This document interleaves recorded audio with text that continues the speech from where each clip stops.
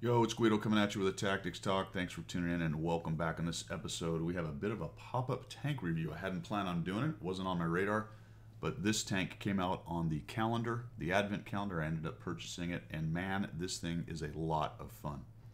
So I decided to do a review on it. I've played 30 games. We're going to do the standard thing, go over an overview. We'll look at the tech tree considerations, look at the 3D model, do a comparison amongst other Tier 8 light tanks. Take a look at my stats after 30 battles, my setup, and then I'll have some examples of gameplay. I ended up playing this thing pretty well. Had a lot of fun though, even with the phone hotspot, although that caused me several issues. As an example, here's one of them.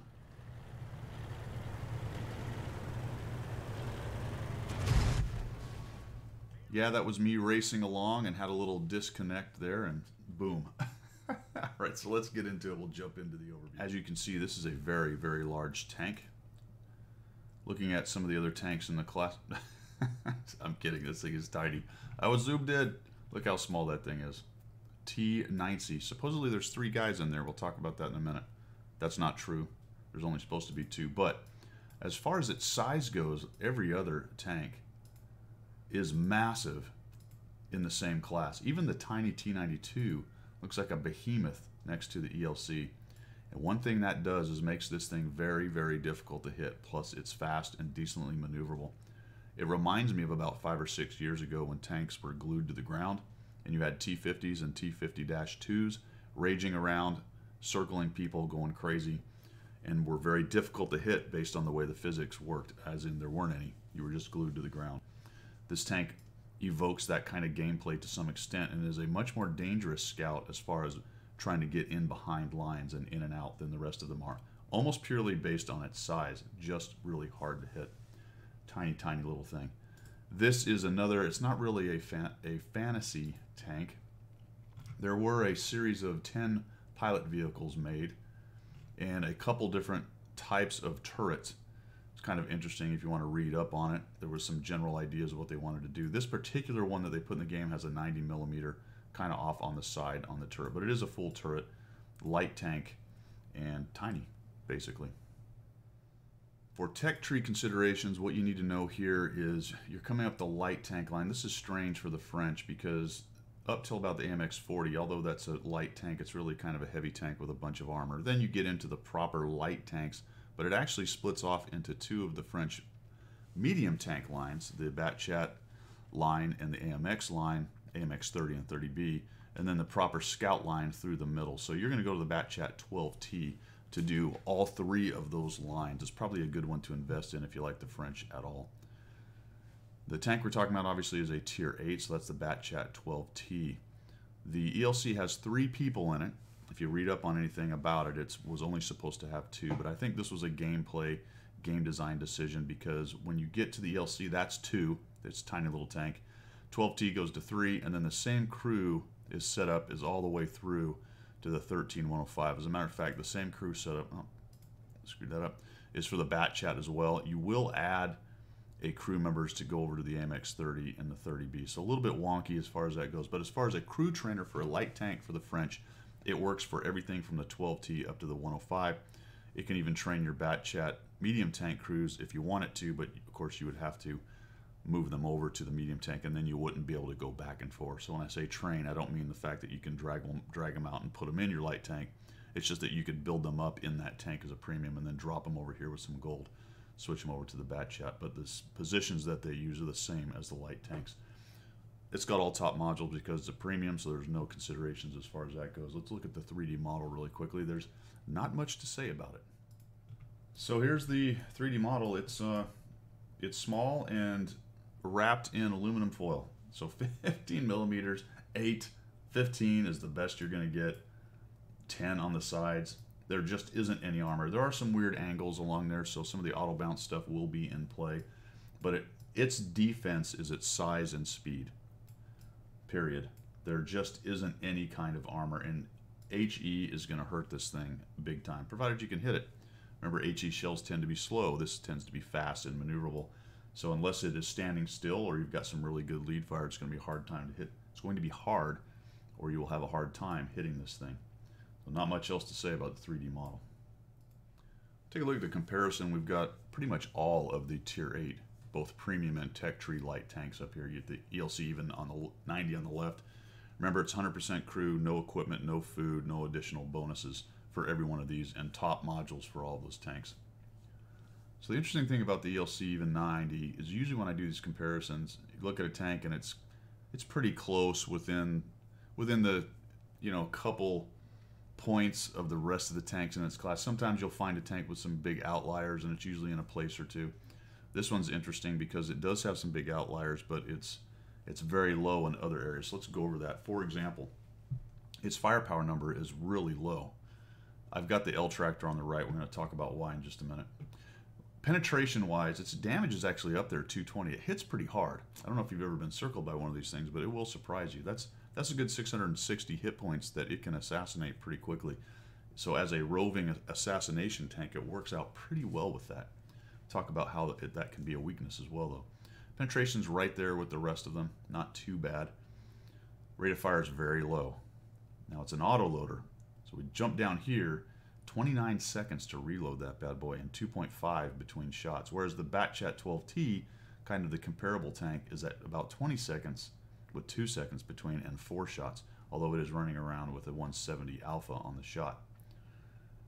The depression is really pretty good. The elevation is awful. You're going to find yourself having trouble with that. Be very careful about getting on slopes and trying to look up, or having things above you and try to look up. This tank does not do that well with those kind of things. But the depression, anything around 10 is really nice. So it's peaking over ridges or just running around on ridges, because you're going to find yourself raging a lot around this thing. Hitting little bumps and dips and things. The -9 will help you keep the gun online while you're running around and going over rubble and things like that. So that's pretty nice. 30 seconds, I mentioned, that's forever. Aiming time is really long, 2.78. That's, wow. Now, it's decent on the run. I haven't had a whole lot of trouble because you're usually moving when you're shooting. But 2.78, when you will notice that when you start to zoom in and you're sitting there waiting for it. Dispersion is okay, not great, but it's right along with the rest of them. Interestingly, everything in here is 3.5 or 3.6. No real outliers. Now here's where it gets interesting. 1,152 average DPM. Although it's got a decent alpha, the reload is so long that its DPM is awful. As a matter of fact, the 12T is at 1595. Most autoloaders tend to be lower DPM wise just because that balances the burst capability, but this thing is really, really low. What I will say about that is this is probably one of the most pure scouts in the game that's left. Whereas it is not really a damage dealer, though you can do that, and we'll talk about that. It is more of a scout than anything in the game. Survivability, check this out, 18. I mean, it's down there. Not nearly as good as the 432, which is an outlier at 155. The rest of them are pretty low as well, but 18, holy cow. 900 hit points is worst in class, so it's a tiny, tiny little thing. We've talked about the armor. There just simply isn't any. Now we're getting to some of its strengths, though, because at a weight of 6.7 and a load limit at 8, that's why I have the L tractor here, by the way. It is lighter than an L tractor. That's the class of vehicle it is weight-wise. So it is well lighter than the rest of these. Do not ram anything with it. Engine power 160. That's really low. Of course, when you're only talking about 6.7 tons, then that engine power of 160 works out pretty well. It will get you up to 70, and it will get there. Downhill even faster. I think I've seen it do an 80-something, mid-80s going down hills. It will get going. However, because it is a relatively low engine power for horsepower, it takes a while to get up and move. So be careful with it as far as running over trees, walls, debris, things like that, especially if you're on your initial push to speed up. Hitting those things will really slow you down. If you're at speed, they're not as bad, but this thing will not get up and go very fast, although it is decently maneuverable, so be careful once again about being stopped by something. Getting tracked is very painful in this, trying to get your speed back. Here's where it really shines in the concealment department. Look at that thing, 22. 22, that's pretty amazing. And while moving, this is the king of stealth. And I have found that even while moving around, you can get much closer to people than you would otherwise with other scouts before they even see you. Just amazing as far as that goes. View range is okay. 380, 400 is the top of the class in the T92. It's even up to 410 on the Hawk 12. For some reason, that one's much better than got that German optics thing going on. And signal range, who cares? So really, what are we talking about with the even 90? A maneuverable, kind of anemic as far as DPM, but still a punchy gun. And that's an interesting trade-off right there. I mean, the alpha's good, pretty nice. The burst is really nice, but the reload time is very long. So you've got to really plan when you're going to come out and assassinate. Ideally, you've got a long time or a good place to go hide to facilitate that reload for a long time before you have to engage anyone. If you run out, don't kill them, and you have to try to survive while you reload, you're going to have a hard time doing so. And stealth. So never mind running around people and circling them, just not ever being seen to begin with. This is this is the best bush camping passive scout in the game. Hurt a little bit maybe by view range, but not really. If you add enough things like optics and food and the rest of it, it's going to see as far as you need to see. Let's move on to my stats and how I did. Usually I play 20 games, go ahead and do the review. This time I did 30. I was having so much fun, and I wanted to do 30 so I could get it ranked on the Hall of Fame thing. And I should be in about the top 20 after playing 30 games. Really fun tank, man. I have to say, 57%, 959 average experience. That was 1,000 up until my last 2 games. I actually had 2 kind of bad games at the end. Bit of a bummer, but averaging 1,200 damage and 1,100 spotting. So let's just take a look at a tank I do really well in, which is the LTTB, or even the 432. A little bit better on the win rate on the 432, but 1,246 damage with the even 90 and 1,100 spotting, whereas the LTTB I'm at 1,204 and 755 spotting. 1.46 and 1.8 on the destruction, damage and destruction, and 2 and 2.44 with the even 90. This is a really fun tank. So I know I talked a little bit about the damage being anemic. You just have to be careful with it. My survival is up there at 46.67, LTTB at 31.46. Surviving that much and that long is going to allow you to do more damage down the road. That's pretty standard stuff, but it's extremely critical in a tank like the even 90 that if you can keep yourself alive, because you're such a glass, I won't even call you a glass cannon, glass scout, I don't know, maybe it is a glass cannon to some extent. You have to be extra careful. 3.67 on the spotted and 3.14, so I'm still getting the spotted and the things done. 1.23 on the destruction, enemy vehicles destroyed, and 1.3 a little bit better with the even 90. So you can see it's pretty comparable to a tank I do really well in, the LTTB. And even the 432, which I recently got and have 39 battles in, a similar average XP, similar damage, and I'm only doing about half, a little more than half of the assist damage in the 432. So as a pure scout, a really good tank. Let's take a look at my setup. I put a good crew in this. This is the crew that was in my 13105, and it's the crew that I brought through all of my French light tanks as I ground them. So they're a 4-skill crew at 90 something on their 5th skill. So that did help, obviously. Modules all top. It's a premium tank. I ran pure scout. This is something I don't do a whole bunch, but I wanted to try it out with this. And I also used food. So this is a little bit of a departure for me and may account for a little bit of the stats being as good as they are as far as food and things like that. But I'm running a camo net because I love the passive game. I've got binocs. I've got optics on there. I've got a large kit ×2 and food instead of a fire extinguisher. I have not been lit on fire in this thing. So it doesn't seem to trend towards fire, although you obviously if you get hit by a big HE shell with no armor, that could be a problem. But with all that stuff added together, carrying 33 AP, only 9 APC. I remember it's a 3-round clip, so that's 3 clips of 3 that you get out of that. With all the requisite things you have to watch out for on clip management, i.e. you don't shoot all your shots and you want to reload.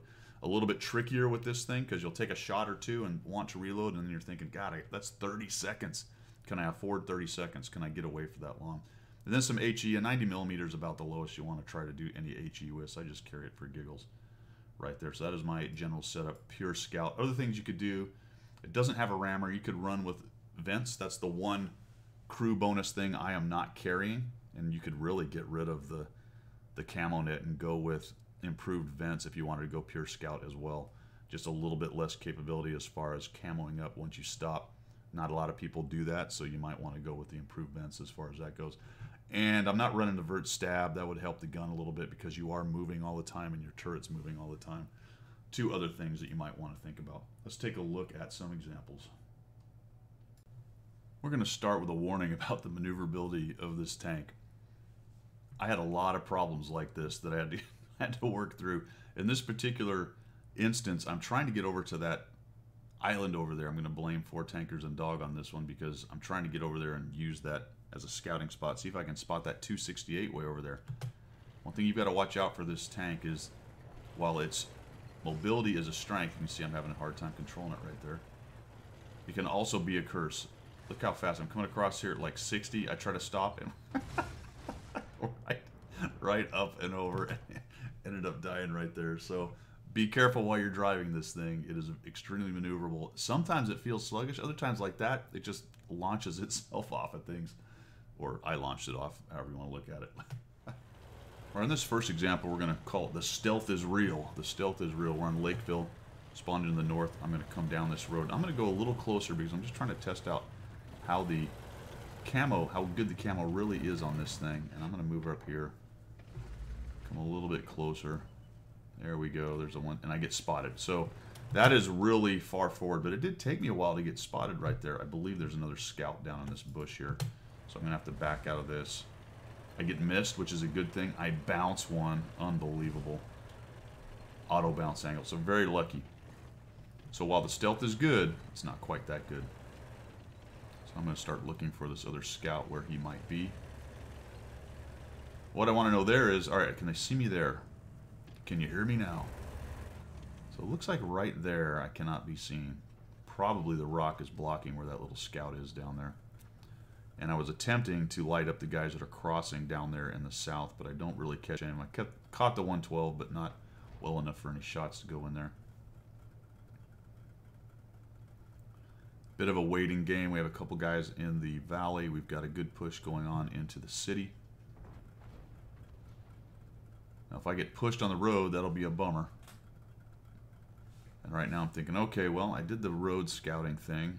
I don't really have any snipers with me. I've got to try to figure something else out. So let's change position here. Come up on this hill. Good little spot, very exposed.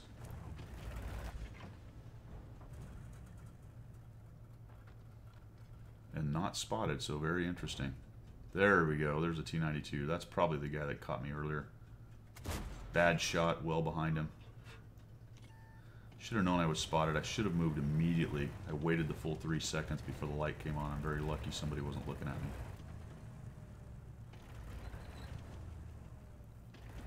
City push seems to be doing all right. I know I've got that T-92 down there. The camo on this is really good. Look at this thing. I move right forward into this bush. Maybe I can get some shots into the back of the Progetto. No, it doesn't look like he wants to back up. There's a 12T in town. That's one of their other scouts. I'm just trying to find that T-92. There he is. Somebody else spotted him. Somebody in town looked down the road that he was looking down and spotted him right there.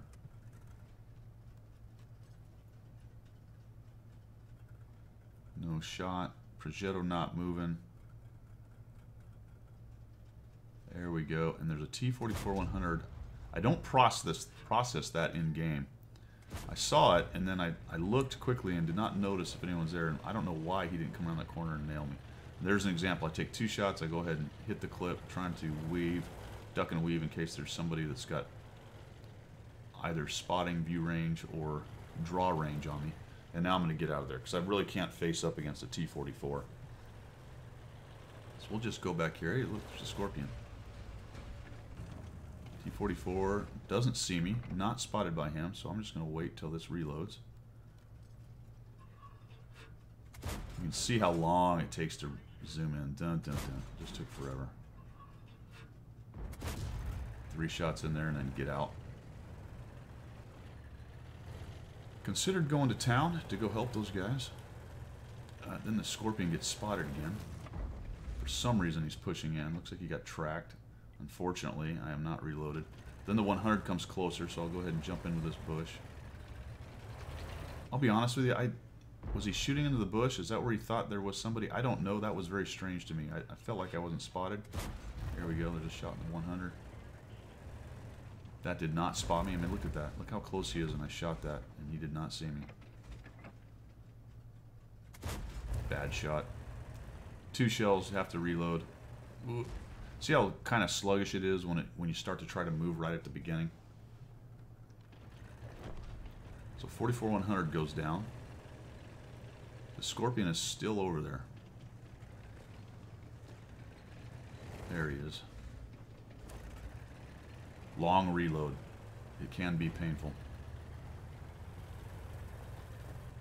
Getting pushed a little bit in the valley. We still have a Sturv and an 8.8, so I'm not too worried about it, although losing the IS-3 did not help. I'm going to try to find this Scorpion right here. I'd love to take him out. I need to clear that middle road. The town is pushing in, but now they're going to be pushing against a considerable number of TDs back at their cap, and that's always dangerous. I'd really rather have seen them come back around. The Scorpion's not looking at them, or not looking at me, he's looking at them. We'll take him down. I don't immediately force a reload because I don't know what I'm going to find here, but it turns out I wish I had, because I'd be about halfway reloaded by now. But I also felt like I needed to get in here and start helping spot for these guys so they can get some shots on the Su-101. I wait for him to get down and lower below that little ridge so that I can approach him closer before he sees me. There we go. There's a track, and now I'm going to go right for the track again, and we'll take him down. So not forcing the reload didn't hurt me too much, although I might have got the kill. Still some TDs in here, though. KV-4 pushed in. Don't know what the Carnarvon did. There's a Ferd, a Progetto, and the Sioux. There's the Progetto. Look at that. I just come right there. He doesn't see me. Unfortunately, I wasn't ready to fire, and his sixth sense goes off. Whether it was me or someone else, I don't know. Thought about coming around here and playing the punchy face thing. I don't really want to do that, do I? I got a Ferdinand. I got the Su-130. Was hoping that their Progetto would come around that corner and give me a free shot. He doesn't, so I'll just take my little tank. And again, I'm trying to learn just how stealthy is this thing. Can I actually move around here? One of the things is that's really, thank you, I almost rammed in. That's really nice about it is how tiny it is. It can, look how I can just kind of go along this little fold and can't be seen. Whereas another taller or larger tank, the top of the tank would have poked over. Now, unfortunately, I did get spotted end game right there. Wasn't quite low enough.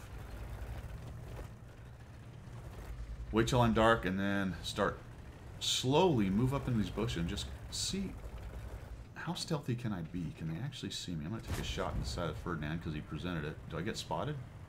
Nope. Nice gun depression right there. So he's just shooting into the bush trying to hit me. Or maybe he might be shooting at the low, not sure. A little spotting damage there. Kind of change the direction I'm coming at him. Switched over to gold. I'm trying to go through the front of a Ferdinand. Getting some spotting here. I can see those three. I'd like to find the artillery in the Progetto. He's hulled down, so that's going to be a difficult shot. I might as well go for the lower hull of the Ferdinand. There's the Progetto. KV-4 is kind of getting beat up. Could make a decision. I said, you know, let's just see if we can put some shots into the bottom plate of the Ferdinand. Put one in there. See if we can get a shot on this artillery. Just barely see him. No, disappears. A little bit rushed. Didn't let that zoom all the way.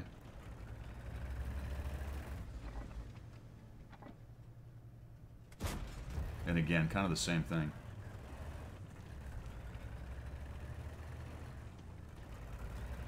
But very stealthy. I mean, I can pretty much sit here at will and shoot these guys. Unless they get lucky and guess the bush I'm in, which they should be able to. I mean, frankly, I'd have probably taken a shot or two if I was that furred after I got hit. Just line it up with the directional arrow. If you don't have that, you should have that turned on. That was a mistake, knocking down the tree. He knows I'm there, but no sense let him know where I am at any point. Now he disappears because he's kind of double bush, so I'm going to have to go a little bit closer to figure out where he is. There we go. So come over here. Double bush myself again when I take my shot. And I'm just going to courtesy move every time. No sense standing in. I know I haven't been spotted. But if he wants to return a shot, I also want to be able to make him miss. One more of that clip. See if we can get just very carefully. There we go. In high roll at 251. Takes him down. Just working the bushes. Now I've got to get a little closer to figure out where the charioteer is. There's the artillery. He takes one hit. There we go. So he's down. Still waiting for the reload, so I'll hang out.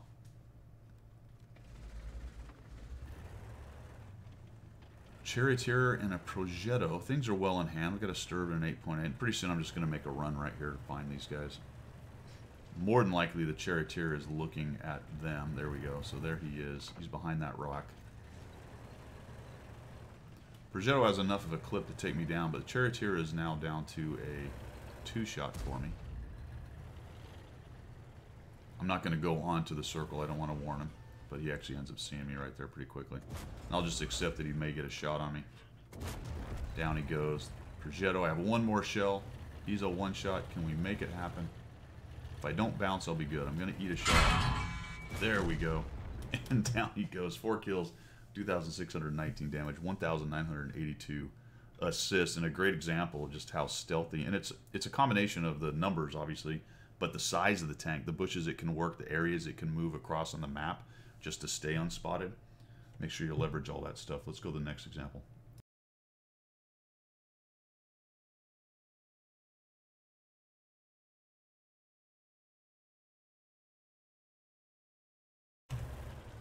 Or here's an ace tanker game that I had. This was a lot of fun. This really encapsulates pretty much everything that this tank has. A little Mighty Might kind of game right here. It's a bottom tier and a 3.57. And I am just going pure scouting guy. And there's a bit of, it's very relaxing, I guess, a bit of freedom in that. I really mismanage my maneuverability there. What I did not realize until later is that this thing does not turn very sharp. While it's fast, and I would call it maneuverable, it doesn't have the hover medium technology that the Soviet tanks have. And that always made me laugh a little bit. I'm not really sure what the number thing is that allows the Soviet tanks to spin on a dime, but look how wide or how big the turn circle on this thing is, even though it's got a tiny little tank, and in theory it should really turn up its own rear end, but it doesn't. It doesn't. And he's doing a pretty good job. He's abusing our guys that are trying to cross up there. Nobody has any good shots. I'm just trying to keep him lit, make him pay for any popping, and finally he eats a few shots right there, and we got 779 off of him. And I'm just being as annoying and fast as possible. The good news is they didn't send anybody up the road off there to my north. Otherwise, I might have taken some hits. Our T10 gets all the way across. And now what I'm thinking is I'm looking for an opportunity. I need a few more hit points off of him. If I can get him hit another time or so, I can go down. There we go. 430 is more than enough. So I just say, all right, this is the opportunity. Come up and over. We'll auto-aim this dude. And we'll take him down, and then we'll just make a runner and get on out. And that's what you want to do with a scout. Any scout, really. This one especially. If you're going to do an assassination like that, make sure you already have a plan for which direction you're going to go. And I knew I was going to cut left and head back for help.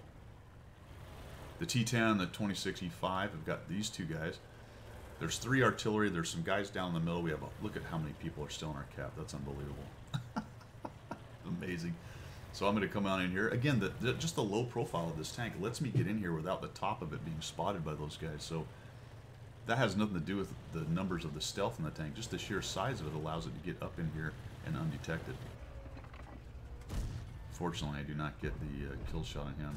I want to avoid getting rammed. Unfortunately, I get clipped a little bit right there. Put another shot on him. He's kind of busy staring at that guy and he just gets eaten alive. And I'm out. So So another assassination run, a little bit of damage I didn't want to take right there.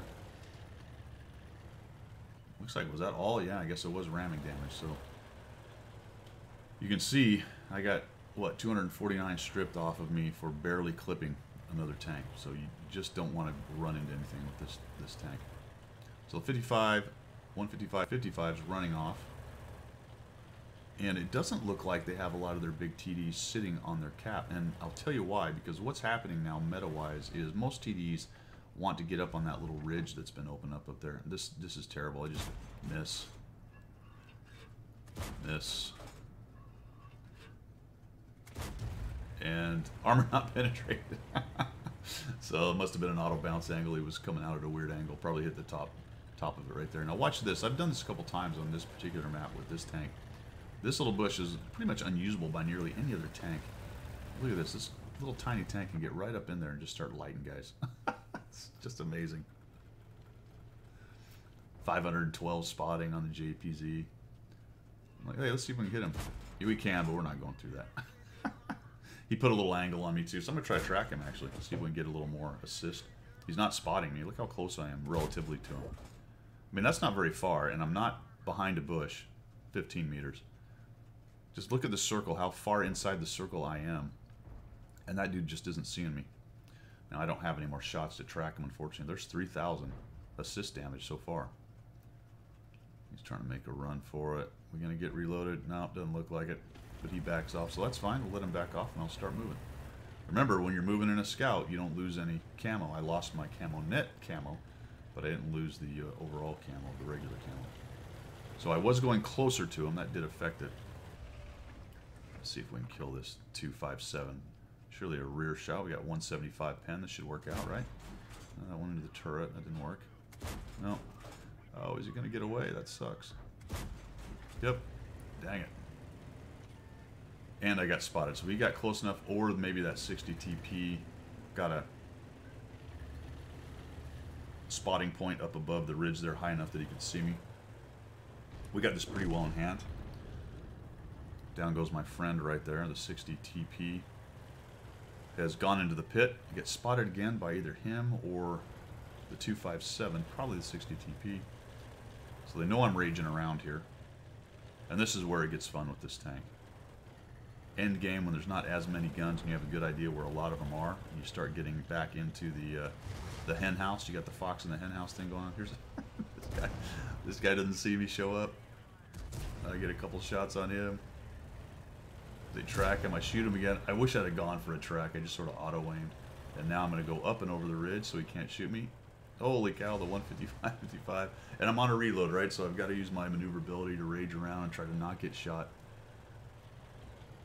155, 55 is looking at me. He wants to shoot me. Come around this ridge. Put a little auto-aim on him. Oh, missed him. He's a little closer. Oh, he stunned me. Not enough. So the stun probably put my shot off enough that I wasn't able to kill him. If I was smart, I would have fixed the stun and then finished him off. I'm looking for the rest of them. There we go. Oh, there he is. Don't know where the TD went, so he's run off. This guy didn't even know I'm here. Ah, there's the TD. Darn it. Cut the other way. So he's trying to figure out how to get a shot on me. Down he goes. He already gets killed. I might eat a shot here. Yep, there you go. That's alright. Whoa, don't let him hit me. Another shot. Get closer so it's not some weird angle, and down he goes. Down he goes. And really, that's just a great example of how much fun this tank can be in situations like that where it's a little bit more of an open map or where you have some freedom of maneuver.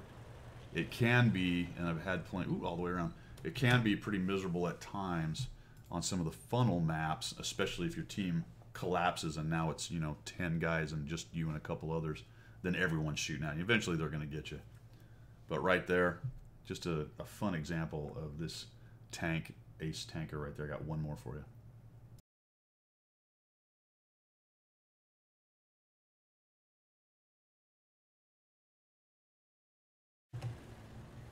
This last example, I'm going to show you some pretty active scouting.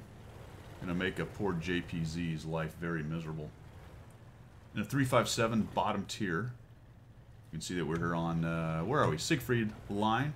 And I'm going to get some spotting right off. In a scout, if you can get to that spot early, you can usually catch their artillery, especially the slow things like a GW Tiger attempting to turn around and get out of the way. It's pretty silly how it's set up.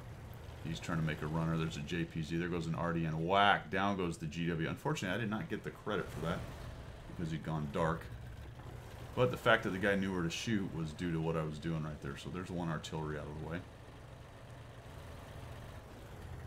One of the great things about this little tank is, and I've mentioned it several times, just its stature being so small. You can come up on places like that and expose so little of your tank. You can do the same thing with bigger tanks, but if you make a slight mistake, get a little too high, you might expose a lot more of a larger tank as opposed to not much of a tiny tank. You can see the JPZ is going to stare at me a couple times, really wanting to come after me.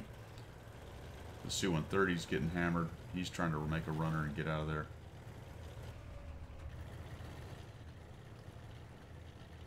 There he is again. Come back around this way. Now I'm taking fire from the guys. You do have to be careful on this map right about there. I went too far to the south and I exposed myself to fire from the guys who filtered up into the town. I didn't really realize they'd all got up there that far. Just a little tip of that guy. Now, artillery will generally not shoot at you. I'll actually shoot at these things in my artillery because I know I can hit them. But a lot of times, artillery that doesn't really know what they're doing or understand what the splash does and the stun and all that good stuff, well, won't shoot at these things because they're so fast. Scouts in general or fast tanks are harder to hit. Kind of a generalized statement, but these things in particular are very difficult to hit. And that poor JPZ has put himself into a corner. Now I'm going to stop here. I'm going to see if I can get some sneaky shots on some of these guys. Be careful I'm not spotting myself there. And I was clearly had line of sight to that T-30, but with the great camo, he just could not see me. There's that JPZ again. We whittled him down to 800 something hit points.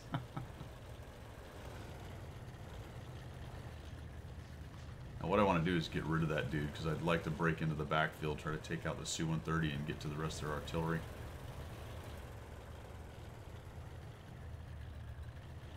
I'm just making that poor guy's entire game a complete misery. He'd have done better just to push in and try to look for some shots. Although I would have come around behind him. He does have the 130 PM back there. There is a 1390 lurking around too. I'm not really sure what he's doing. I end up finding him a little while later.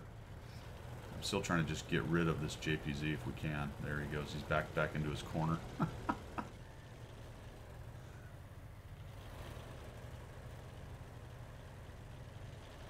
Do have to be careful doing this. You don't want to be lit when you come up and over, so you do need to wait long enough. And if you very kind of, that was dangerous. He almost had a shot on me right there. Came a little too high.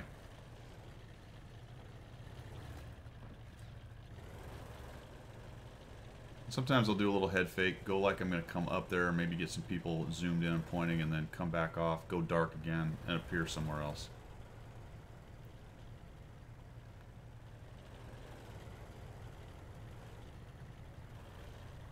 Now I've seen him dive back into that hole, and there's, man, getting slowed down is a problem. So the JPZ is actually hiding in the corner, and the 1390 sees me. And that's a bummer, so I'm going to start wiggling and waggling. Unfortunately, I was slowed down, so I'm going to go ahead and auto-aim this guy, which doesn't work. There we go. Looks like he's still reloading. So he's chased me while reloading, or he's just not having good shots. I get one on him there. He takes a shot and misses. Just wiggling. It's a little tank, so it can do things like this on occasion. I'm just very lucky he wasn't reloaded. I tried to go back to where my guns are, drag him up here. Maybe I can get him scraped off, and he decides that he doesn't want to go up here where everyone is. And holy cow, there's guys behind me there. Lucky. It's just a gun hit.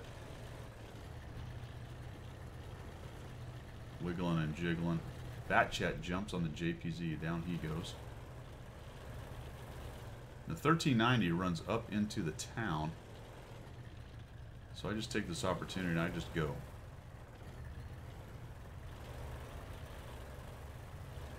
Good camo, even if he's over there. More than likely I'm not going to be seen unless something else sees me closer. The Su-130 is not back here anymore, so that was helpful once I noticed that he'd moved into the town.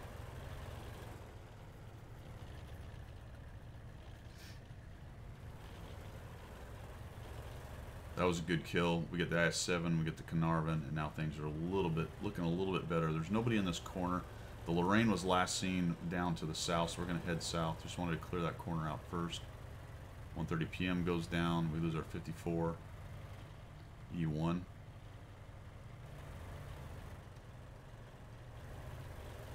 We'll move up in here closer. And again, you'll get to see some of the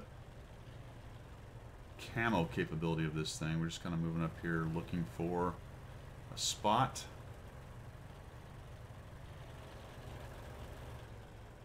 There we go. We'll just stop. And he either is not paying attention to Sixth Sense or he doesn't have it. Put a shot on him. 217. Drop him. There goes the Lorraine. Not quite enough lead fire, but it gets the back edge of his tank. And I did not realize I had gone to HE. Maybe I did realize. I don't know. But we got HE going now, which is not exactly what I want here. The WT is over in the field. 1390 is dead. The heavy is over by the south part of the town. So really I'm looking for one other tank here. There's the WT. This actually may work out. I got HE loaded up. Look at this. There we go. Well, it didn't really help much. So not a whole lot more than I would have normally got anyway. And that was lit by somebody else, so that was not... I was sharing that damage. Somebody else lit him. It was outside of my spotting range. Inside my draw range.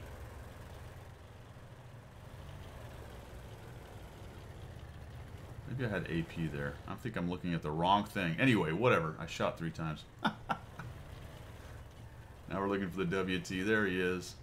He's sort of paying attention to the guys in front of him, so I'll just come up over here. There's a running shot, no problem. One more, and another. And there you go, 2,052, 2,158 assists, 2 kills, making a poor JPZ life miserable. Oh, 310th Copperhead, he's the guy on the forum as well. Just killed him there. So another good example, just the mobility and the capability as an active scout, and then the ability to get in behind them, provided the opportunity arises. Great little tank.